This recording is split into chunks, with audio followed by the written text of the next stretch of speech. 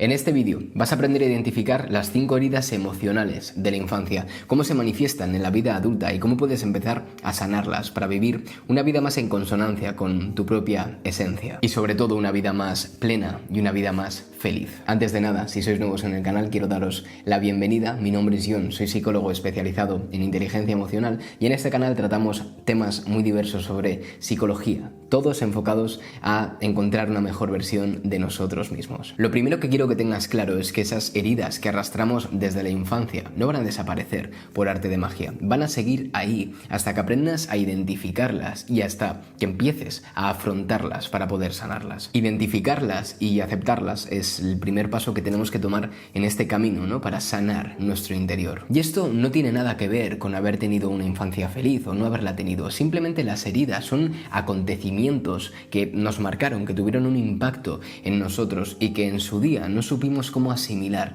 de forma correcta. De adultos condicionan cómo nos sentimos, cómo reaccionamos ante ciertas circunstancias y al final nos vemos repitiendo los mismos patrones una y otra vez. ¿Y cómo podemos aprender a identificarlos? Bueno, pues cada herida de la infancia activa un mecanismo de defensa que tenemos con nosotros. Un acontecimiento que nos pasó, como ya hemos dicho, una circunstancia pasada o lo que sea, generó ese mecanismo de defensa, por así decirlo. Y ahora, ante situaciones similares, ¿no?, en las que nos enfrentamos en el día a día, en nuestra vida adulta, ese mecanismo vuelve a aparecer. Y aparece con el único objetivo, ¿no?, con esa esperanza de no volver a sentir aquello que sentimos en su día cuando apareció ese primer acontecimiento. Y claro, ¿qué es lo que ocurre? Lo que ocurre es que no podemos responder ante esa circunstancia desde nuestra identidad, desde lo que somos nosotros mismos. Simplemente nos vemos conducidos por esa respuesta automática. Nos vemos totalmente condicionados por ese mecanismo de defensa. Y por supuesto, tengo que decir que las heridas de la infancia muchas veces requieren un acompañamiento, requieren terapia. Así que si sentís que lo necesitáis, desde luego que os invito a buscar ayuda. Recuerda que no es algo que te haga cobarde ni débil. Muchas veces es lo que necesitamos. La primera herida que vamos a trabajar es la herida del rechazo. Esta herida surge cuando en el vínculo temprano con los progenitores, con las personas que están al cuidado del niño, están ausentes o simplemente son fríos. Y el niño percibe que su existencia no es deseada o no es valorada. Lo que más destacaría de esta herida es que las personas que lo tienen sienten que no merecen amor. Incluso muchas veces sienten que no merecen existir. También tienen un deseo muy profundo de conexión, pero hay un problema, que temen ser vistos, temen llamar la atención. En parte porque se rechazan a ellos mismos y lo que hacen a lo largo de su vida adulta es buscar esa aprobación, buscar esa validación externa que le diga que es válido realmente, porque esa persona no es capaz de encontrar la validez en su interior. Para mí, esto es uno de los puntos más importantes, porque está muy ligado a la falta de autoestima. Como seguro que ya habréis caído, el mecanismo de defensa de esta herida de la infancia es ser muy huidizo, ¿no? Como hacerse pequeño, pasar lo más desapercibido posible, incluso llegar a ser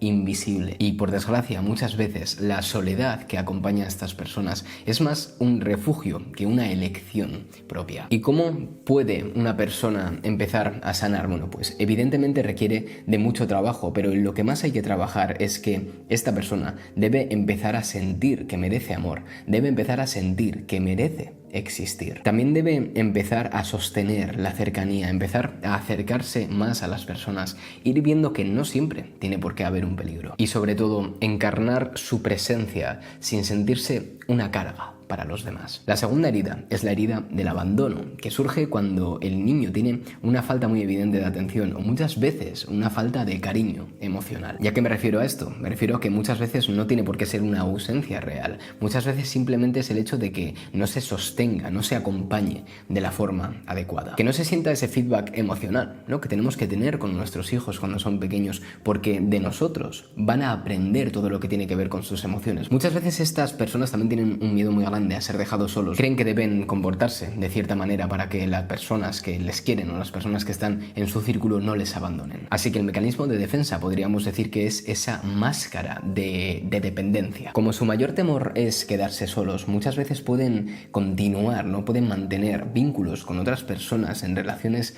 tóxicas durante mucho tiempo. Relaciones vacías, relaciones que ya deberían de haber acabado hace tiempo. Y también es muy curioso que cuando esta persona está sola, se convence constantemente de que está bien, pero busca encontrar cualquier actividad, cualquier pasatiempo que ocupe todo su tiempo libre para no tener ningún momento en soledad, para no tener ningún momento con ellos mismos. Y bueno, el camino de sanación, ¿no? Digamos que empieza también con aceptar que una persona debe de tener esos huecos vacíos en su vida, debe aprender de alguna forma a sostener su presencia sin el miedo de sentirse solos. Básicamente porque tenemos que romper esa idea de que la soledad es abandono. La soledad también puede ser espacio propio, y ese espacio propio es totalmente sano y es muy necesario. También hay que desarrollar esa autonomía emocional, no pasar de te necesito a te elijo, porque de esa forma conseguimos relaciones más verdaderas, relaciones que nos van a ayudar también con el tiempo a sanar estas heridas de la infancia. Y lo más importante, cultivar vínculos donde la conexión no implique dependencia. Y vamos con la tercera herida de la infancia, la de la humillación, que ocurre cuando el niño se siente controlado o se siente avergonzado por su progenitor. Estas personas sienten una vergüenza auténtica, ¿no? Por el simple hecho de ser quienes ellos son. Y muchas veces lo que consigue este pensamiento es intentar reprimirse a lo máximo posible, sobre todo para evitar críticas, para evitar esos momentos en los que ellos puedan ser humillados. Y el mecanismo de defensa podríamos decir que es esta máscara de masoquismo, ¿no? En el que se busca de alguna forma el placer en el sacrificio o en el sufrimiento. Se impone cargas, obligaciones y esfuerzos para sentirse valioso. Y son personas, una vez más, muy sensibles al juicio ajeno, como podréis imaginar. Y su miedo principal, pues básicamente es la libertad sin control. Cuando la obtiene tiende a desbordarse, comer, trabajar o gastar en exceso, por ejemplo, y oscila entre la represión y el exceso sin un punto medio estable. Y el camino de sanación empieza por entender, ¿no?, que esa libertad, que ese placer de por sí no tienen por qué ser peligrosos. Se debe aprender a poner límites desde el respeto y no desde la vergüenza. Y evidentemente honrar sus necesidades sin sentirse culpables por ello. Y vamos con la cuarta herida, con la herida de la traición,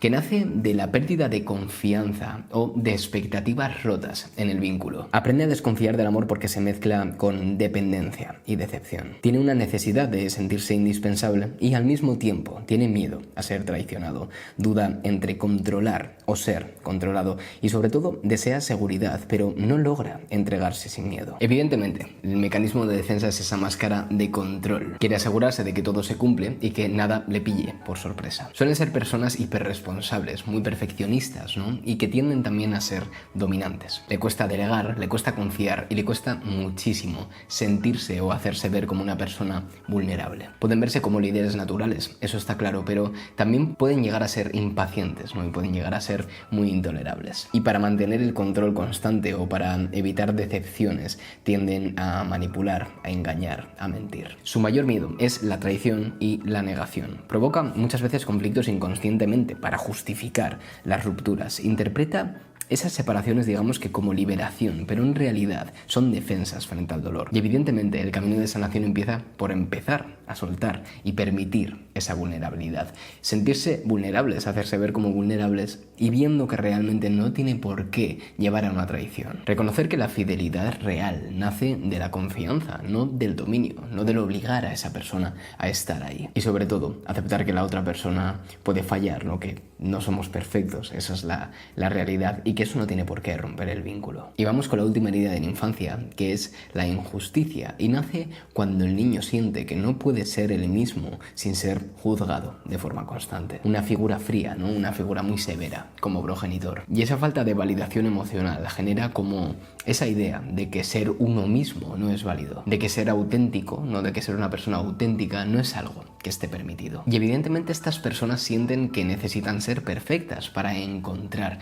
el amor, para encontrar esos vínculos, ¿no? Para conectar con los demás. Tiene esa sensación constante de injusticia y de no ser reconocido por lo que realmente es y oculta la vulnerabilidad tras una fachada de control, de eficacia y de autocorrección. Entonces, el mecanismo de seguridad es ese mecanismo de rigidez, ¿no? Ese mecanismo de perfección absoluta. Y busca el orden, busca esa justicia, busca ese equilibrio equilibrio, de alguna forma para controlar todo el caos interno que guardan en su interior. Y tiende a reprimir emociones que son muy intensas, pero sobre todo lo que se reprime es la tristeza o el miedo. Y en apariencia puede parecer una persona muy optimista, una persona muy eficaz, aunque por dentro esté sintiendo todo lo contrario. Son personas muy exigentes consigo mismas, pero ojo, porque también son muy exigentes con las demás personas. También basan su identidad en el puro mérito, en el valgo cuando hago esto bien, ¿no? Cuando soy eficaz y hago las cosas bien es cuando realmente valgo como persona. Y el camino de sanación es muy bonito, porque implica empezar a comprender que la perfección no es lo que te hace digno.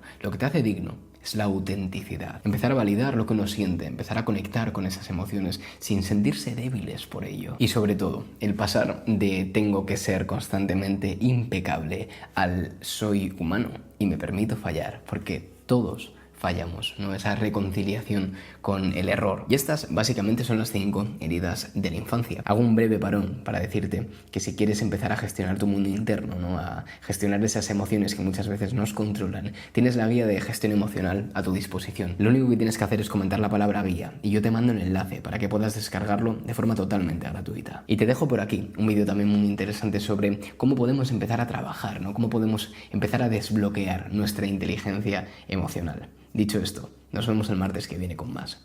Un abrazo.